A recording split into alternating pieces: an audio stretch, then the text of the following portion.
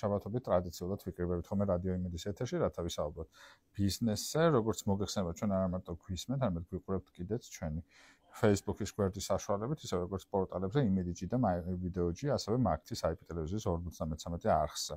დღევანდელ ჩვენს გადაცემაში მინდა ვისაუბროთ ზოგადად ცურვასთან დაკავშირებით და ამ მიმართულებით სიახლეებზე. საქართველოს ჩვილბავშვთა ცურვის ფედერაციის პრეზიდენტი და დამფუძნებელი ვანდა კერესელიძეა დღევანდელი ჩვენი გადაცემის სტუმარი. ვანდა, მოგესალმებით. ბოლო პერიოდში ძალიან პოპულარული გახდა ზოგადად ჩვილბავშვთა ცურვა. რამდენად გაიზარდა მოთხოვნა მივცეთ თქვენ ამ საქმეში უკვე თითქმის 10 წელია ჩართული ხართ და როგორ შეიცვალა ზოგადად ბაზარი, რამდენად პოპულარული გახდა ბოლო პერიოდის განმავლობაში ჩვილბავშვთა ცურვა ზოგადად. ჩვილბავშვთა ცურვა ბოლო 2 წლის მანძილზე ძალიან პოპულარული გახდა.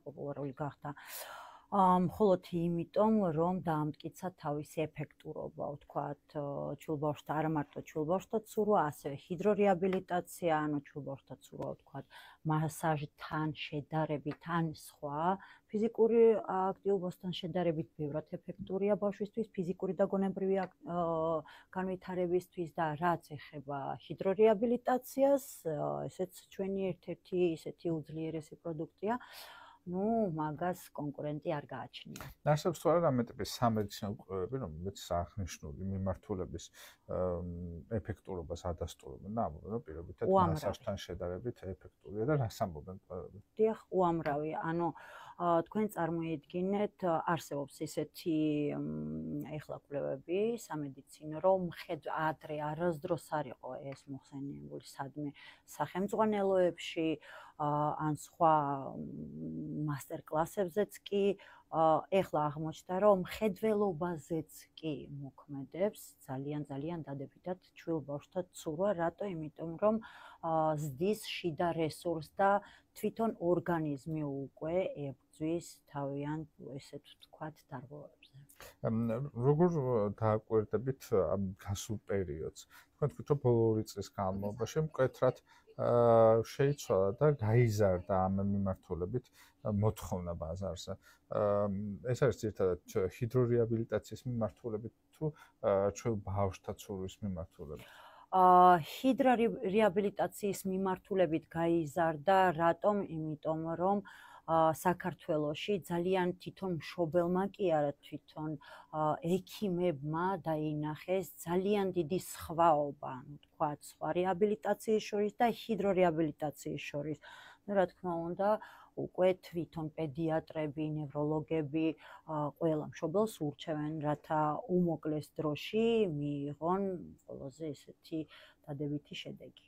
მანდა რა პროცედურებს მოიცავს ჰიდრორეაბილიტაცია? ეს რამდენიმე გაკვეთილია, რაღაც კურსია თუ როგორ დგება იმ კონკრეტული ბავშვის შემთხვევაში, რაღაც სასწავლო პროგრამა? პირველად მოდის ბავშვი ერთჯერად ვარჯიშზე, შეფასების შემდეგ მე ვაძლევ მშობელს რეკომენდაციას უკვე. არსებობს ესეთი მეთოდი, ანუ ყოველდღიური დარტყმითი დატვირთვა. მე ძალიან მომწონს ეს, მიუხედავად იმის, რომ მშობლები ცოტათი ისე შიშით აღვიქვავენ მაგას, ძალიან ეფექტურია, როცა ბავშვი თავიდანვე დადის 5 დღე ან 7 დღე კვირაში. ჩვენ მაქსიმალურად, ესე ვთქვათ, ყველაზე პრობლემატური მაგისი მონაკვეთები იქნება დამუშავებული და შემდეგ გადავდივართ თვეში 3-ჯერ. თუ ბავშვი არის, ვთქვათ, ესეთი მდგომარეობა აქვს, დაუნის სინდრომი, ესეთი ზედაპირული, ესე ვთქვათ, ცერებრული დამბლა, მშვენიერი და ძალიან კარგი გრაფიკი არის მაგისთვის კვირაში 3-ჯერ. და კვირაში 3-ჯერ ინტენსიური ვარჯიშია, თუ რამდენი ხნის განმავლობაში? 30 წუთის მანძილზე არის ძალიან ინტენსიური ვარჯიში. პირველად როცა ბავშვი ჩემთან მოდის და მშობელი როგორც კი იღებს, რომ 15 წუთში რა უნდა გააკეთოს ან 15 წუთში ბავშვი იძინებს აუზში. ითიშება და იძინებს, წარმოიდგინეთ. ძალიან ბევრი გვაქვს ესეთი შემთხვევა, რომ ბავშვი უბრალოდ აიძინა.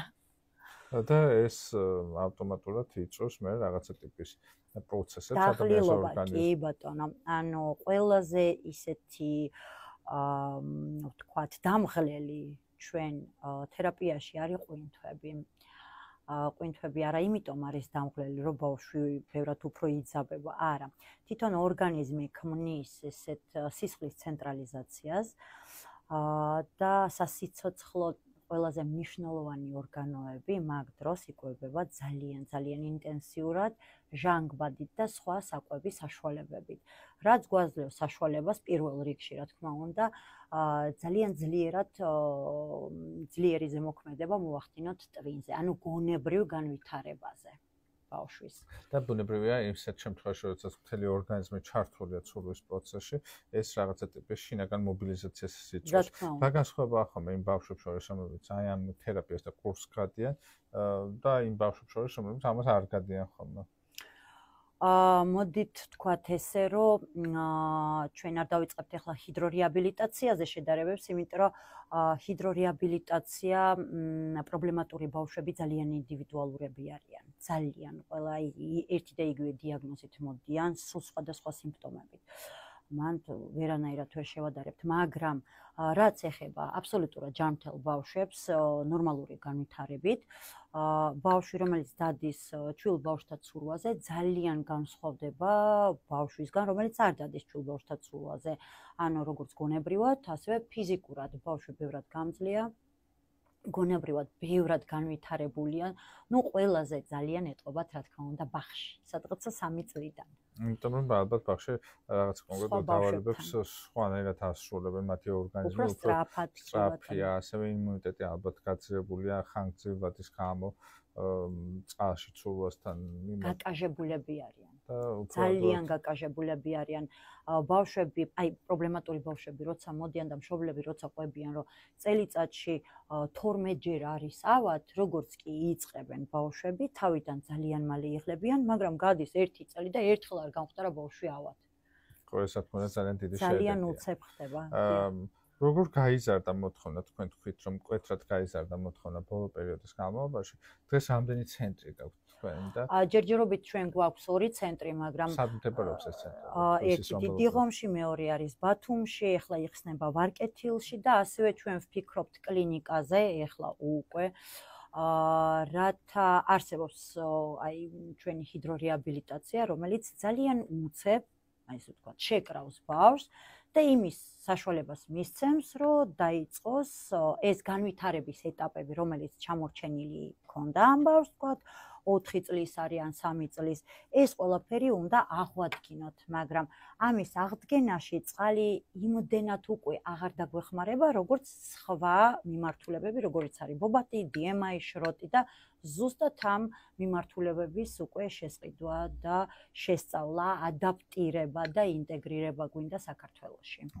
თქვენ თქვით, რომ საქართველოში გინდათ ადაპტირება, რომელი მოდელი გაქვთ აღებული თქვენი ცენტრისთვის, ანუ რომელიმე უცხოურ გამოცდილებაზე დაყრდნობით გაქვთ ეს ცენტრი აწყობილი თუ?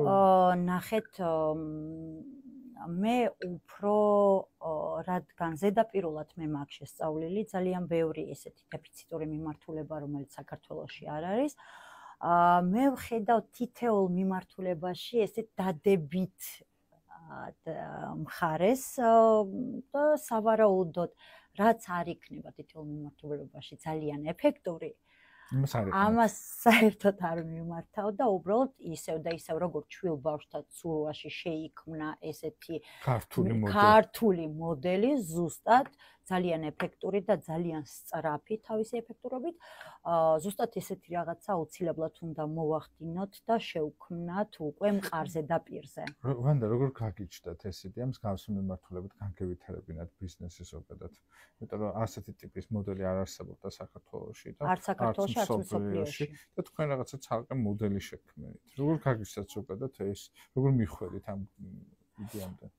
ნახეთ, ზოგადად მე მგონი, არ ვიცი, შეიძლება მაგან ძალიან დიდი როლი ითამაშა, მე ვარ ყოფილი სპორტსმენი. ყველა სპორტსმენი, რომელიც შემდეგ ხდება მწვრთნელი, სადაც არის ძალიან დიდი კონკურენცია, ცდილობს, რომ ძალიან უმოკლეს დროში და ბევრად უფრო ესე ვთქვათ ეფექტურად გამოიყვანოს თავისი მოსწავლე წინა პოზიციაზე.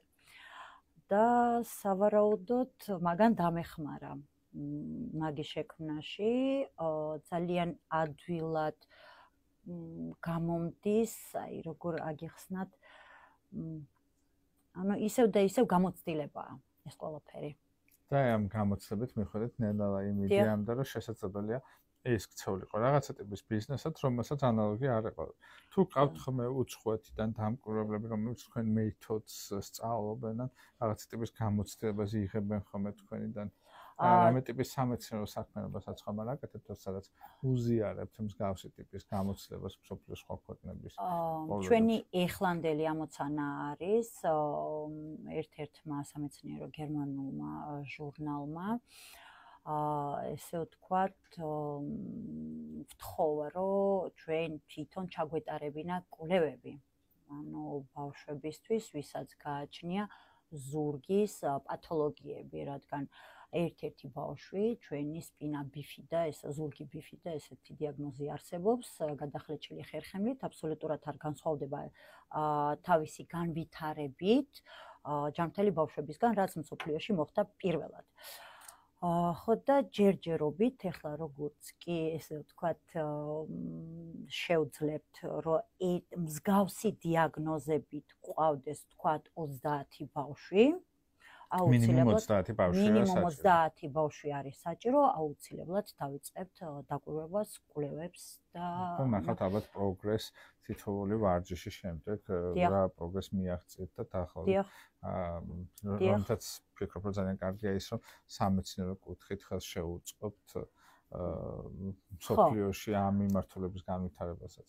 ნუ ჯერჯერობით ჩვენ არ უზიარებთ არავის ჩვენ ცოდნას აბსოლუტურად სანამ ჩვენ არ მოვიპოვებთ ევროპულ პატენტს, საერთაშორისო პატენტს, მანამდე ჩვენ ეტაპზე ხართ აი ამ პატენტის მოპოვებაში. ჯერჯერობით ჩვენ გვჭირდება დაფინანსება. იმიტომ რომ პატენტი ღირს 85,000-დან $300,000-მდე. ეს ძალიან დიდი თანხაა. ძალიან დიდი თანხაა ჩვენთვის, დიახ, მაგრამ ნუ სავარაუდოდ შედეგებიდან გამომდინარე, მე ვფიქრობ, რომ ჩვენი სახელმწიფო დაგვეხმარება მაგაში.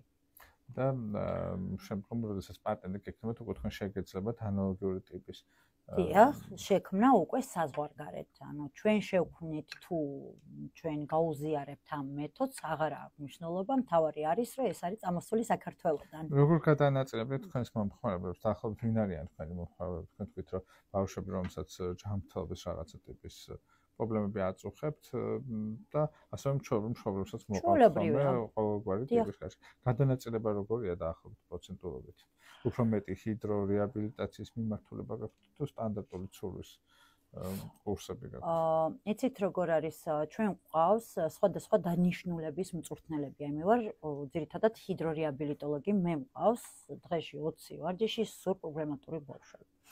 ყავს ჩვილ ბავშვთა ცურვის სპეციალისტები, ისინიც სრულად არიან დატვირთულები და ყავს ესე მწვრთნელები, ვინც ბავშვებს აყენებს წყალზე და გადაყავს უკვე დიდ აუზში, 3-4 თვეში უკვე 3-4 წლის ბავშვი სრულად მზად არის, რომ გადავიდეს 2 მეტრიან აუზში. პროცენტულობა არის, ნუ სადღაცა 40% არის პრობლემატური ბავშვი. მაგაში არის აუტისტური სპექტრიც შესული ამ პროცენტულობაში. დიახ, და ეს რაოდენობა ყოველთვის იზრდება, როგორც მე მაქვს რაღაც სტატისტიკები. ასეთი ტიპის დაავადებების ან სპექტრის მქონე ბავშვების რაოდენობა იზრდება ბოლო პერიოდის განმავლობაში, ესეც სტატისტიკაც მაქვს. სპექტრი იზრდება ბევრად უფრო სწრაფად სტატისტიკურად ვიდრე სხვა დაავადებები. მაგრამ ძალიან გასაკვირი ის არის, რომ გენეტიკური ისეთი უიშვიათესი მუტაციები იზრდება ძალიან ბევრი საქართველოში. ამ პაწაწუნა პატარა საქართველოში ჩვენ გვყავს, ვთქვათ, სპინალური ატროფია, რაღაცა 80 ბავშვი და მთელ მსოფლიოში მაგდენი, ნუ რა ვიცი, მთელ მსოფლიოში არის რაღაცა 600 ალბათ. და ჩვენ გვყავს 80. ალბათ ამას საფუძვლიანი კვლევა სჭირდება თუ რა იწვევს ამ კონკრეტულ მიმართულების ასეთნაირად ზრდას და რატო იცვლება სტატისტიკა ასე მკვეთრად, ალბათ ამას რაღაცა სამეცნიერო კვლევები ჭირდება და სტატისტიკის წარმოება, რომ რა აუცილებლად ექნება რაღაცა ტიპის საფუძველი. არ ვიცი, ჩვენთან დადის გოგო კიევ 10 აქვს. რომელიც ერთადერთი ესეთი ძალიან გაჟღერებული, გახმაურებული შემთხვევა იყო ამერიკაში. ერთი ინიექცია ამბავ გენური შეცვლითი ესეთი მეთოდი არსებობს, კეთდება ერთი ინიექცია 2 მილიონი ღირს, 2 მილიონი დოლარი ღირს. 2 მილიონი დოლარი ღირს და ამერიკაში კი ზუსტად იგივე დიაგნოზის ბავშვი გაუკეთდა ერთი ინიექციის შემდეგ დაიწყო საუბარი, მეორე ინიექციის შემდეგ დაიწყო სიარული. ანუ 4 მილიონის ფარგლებში. ხო, მაგ შემთხვევაში ჩვენ ერთადერთი ვმუშაობთ სიმპტომებზე. თუ ჩვენ შეგვიძლია ზოგი დაავადების საერთოდ თითქმის ესე რა გვპირება, ამ შემთხვევაში უბრალოდ რომ ბავშვს არ ქონდეს ჰიპოტონუსი და მაქსიმალურად მაგისი არსებობა გავხადოთ კომფორტული. ეგეთი შემთხვევებიც არსებობს. დიახ. და თქვენ თქვით რომ საქართველოს გამოირჩევა სტატისტიკით ამ მიმართულებით. რამდენად შეაბსუბუქა ჰიდრორეაბილიტაცია მსგავსების პრობლემატიკა. თქვენ ამბობთ რომ ძალიან ეფექტური საშუალება არის. რა არის ეს კონკრეტული შედეგები, რომელსაც თქვენ გადიხართ ხომ ამ ჰიდრორეაბილიტაციის დროს? ბუნებრივია სხვა ტიპის დიაგნოზის დროს სხვა შედეგები იქნება, მაგრამ დაახლოებით რაზეა საუბარი ჩვენ რომ გაიგოს. კი ბატონო, მაშინ მიმართავ ყველა მშობელს, იმიტომ რომ არსებობს ესეთი შემთხვევები, აი ზუსტად იგივე დიაგნოზით მოვიყვანე და რატო არა აქვს მაგას ისეთი შედეგი, როგორც თქვათ იმ ბავშვს, რომელიც თქვენ მანამდე აი გვაჩვენეთ.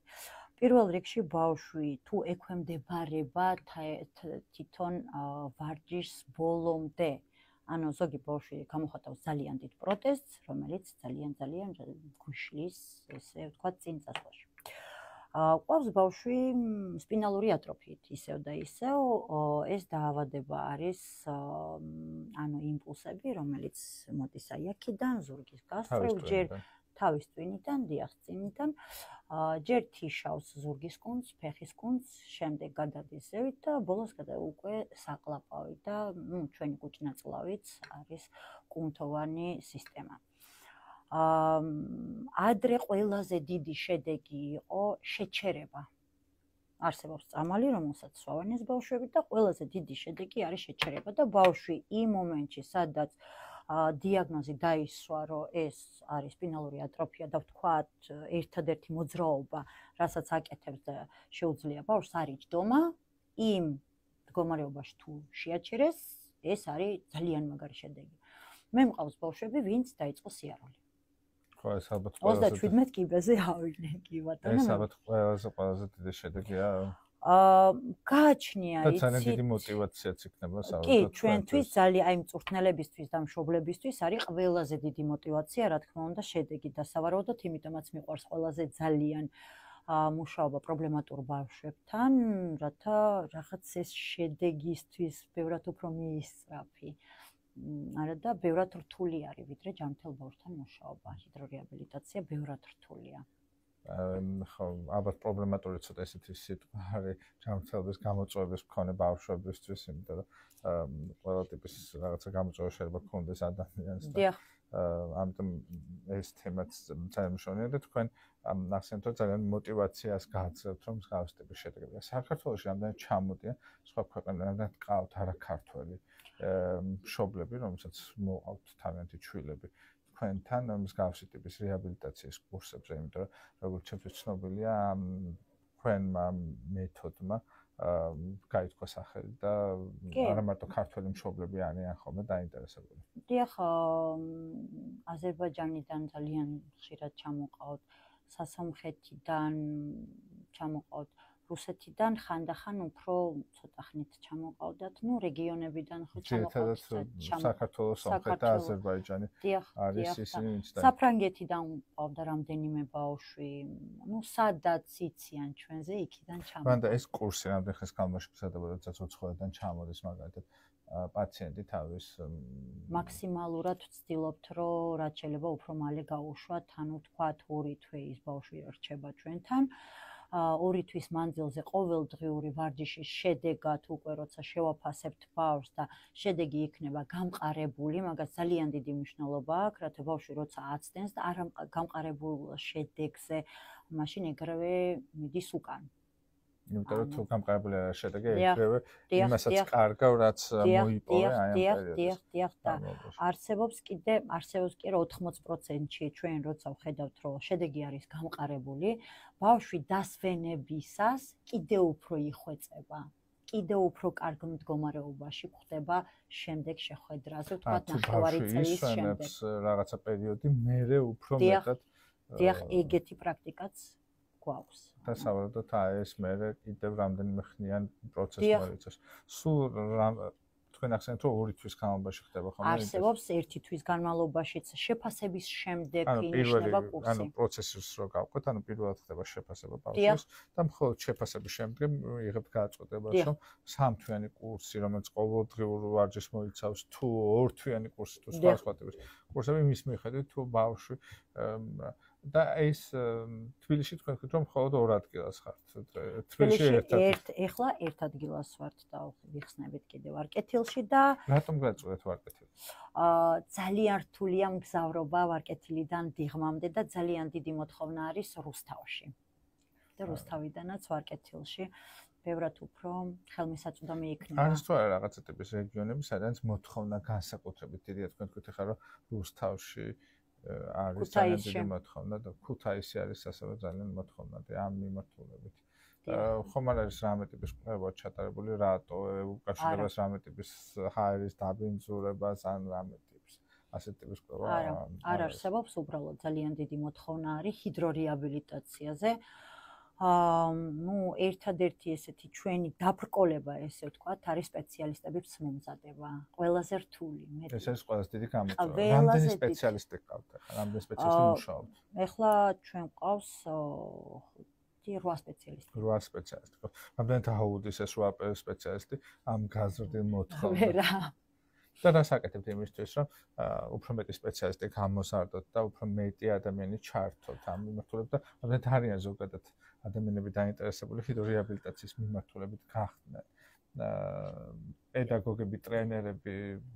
ну, პირველ რიგში რთული საშოვნელია და საპოვნელი ის ადამიანი, რომელიც აიღებს თავის თავზე ამხელა პასუხისმგებლობას.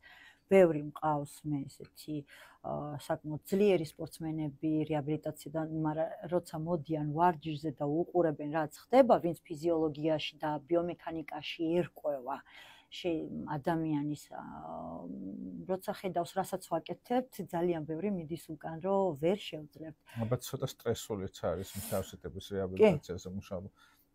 იმიტომ რომ 1000 ტიპის სიტუაცია შეიძლება შეგემთ ხო? რა თქმა უნდა. და განსაკუთრებით როდესაც ჩვილ ბავშვებს ეხება საქმე, ეს შესაძლებელია რომ რაღაცა ტიპის სტრესთანაც იყოს დაკავშირებული და ამ სტრესის გადატანა ბევრ ადამიანს არ უნდა ხოლმე. ნუ თავიდან არის სტრესი ახლა, თავიდან როცა დავიწყე პრობლემატურ ბავშვებთან მუშაობა, ჩემთვის ძალიან დიდი სტრესი იყო. ეხლა ბევრად ისე დავასტაბილურე ჩემი მდგომარეობა ემოციური და მე მგონი ბევრად უფრო ეფექტურიც გამოდგა ეს და რაც ეხება აი ესეთ ადამიანს, ვისაც არ ქონდა სპორტთან დიდი ესეთი შეხება ჩაღრმავებული, სამედიცინო სფეროსთან, როცა ხედავს ამ ვარჯიშს, არ ეჩვენება ძალიან რთული. მაგრამ როდესაც უკვე კონკრეტულად გადადიხართ. კი ბატონო. მაგიტომაც სპეციალისტებით შოვნა და პოვნა არის საკმაოდ. გარდა იმისა, რომ სპეციალისტების პოვნა გიორთულდებათ, რა არის კიდევ თქვენი მთავარი გამოწვევები, პრობლემები, რომლის წინაშეც დგას ეს მიმართულება? არსებობს, ну, როგორ აგიხსნათ, სამედიცინო ხანდახან სფეროში რადგან ჩვენ მოსახლეობას ძალიან დიდი იმედი აქვს და ესე ვთქვათ, სჯერავთ ძალიან ბევრი ნევროლოგის, მაინც ზოგი დიდ იმედებს არ ამყარებს ჩვილ ბავშვთა ცურვაზე და სკეპტიკურად უყურებს. ძალიან სკეპტიკურად უყურებს ამ ყველაფერს და რა თქმა უნდა, ეს ცოტათი ხანდახან გუშლის. არა და სრული ინფორმაცია სინამდვილეში ნებისმიერ ნევროლოგს, ნევროპათოლოგს, პედიატრს ან სხვა ექიმს რო ქონდეს სრული ინფორმაცია უბრალოდ ვერც ერთი სამედიცინო მუშაკი ვერ იტყო და საერთოდ ამ მიმართულებაზე უარს.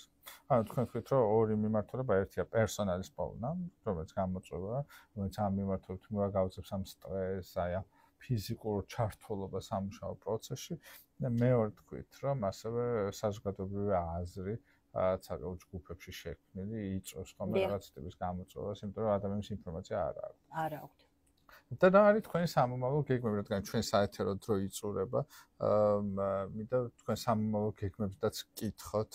რა არის თქვენი სამომავლო გეგმები, როგორ ფიქრობთ ამ მიმართულების განვითარებას, რა ახალი სფეროების დამატება გაქვთ გეგმაში? ესეთი ახლო მომავალი გეგმები არის შესყიდვა, ადაპტაცია და ინტეგრირება, ესე ვთქვათ, საქართველოში აი სამი მიმართულება, რომელიც ყველაზე მეტად მე მგონი იქნება ეფექტური, ეს არის DMI, ბობატი და შროტი. შროტი ინტეგრაცია რომ მოხდეს წყალში უახლოეს პერიოდში, ეს უკვე იქნება მსოფლიოსთვის ძალიან დიდი აღმოჩენა, იმიტომ რომ არ არსებობს მსოფლიოში ესეთი ეფექტური ჰიდრორეაბილიტაცია ბავშვებისთვის 10-დან, ვთქვათ, 15-16 წლამდე. ასევე საერთაშორისო პატენტის მოპოვება, რომელიც 80-დან $300,000-მდე. რომელიც კი ბატონო, მაგრამ ეს იქნება შექმნილი საქართველოში. და რაც შეიძლება, რა თქმა უნდა, შემდეგ ჩვენი ცოდნის გაზიარება. სხვა ქვეყნებისთვის და აი ამ მეთოდოლოგიისთვის რაღაცა ტიპის სამეცნიერო კვლევების გამყარება, რომ ადამიანებმა სხვა ქვეყნებშიც დანერგონ მსგავს ტიპის პრაქტიკები. მე მინდა ძალიან ბევრი წარმატება გისურვოთ. ჩვენი საეთერო დრო ამოწურულია. ჩვენ საუბრობთ დღეს საქართველოს ჩვილ ბავშვთა ცურვის ფედერაციის პრეზიდენტთან და დამფუძნებელთან ვანდა კერესელიძესთან. მთავარი თემა გახდათ ჰიდრორეაბილიტაცია და ჩვილ ბავშვთა ცურვა, თუ როგორ ვითარდება ეს დარგი საქართველოში. დღემდე ჩვენ გადაცემა დამსრულებულია. ჩვენ თქვენ შევხვდებით შემდეგ სამშაბათს დროებით.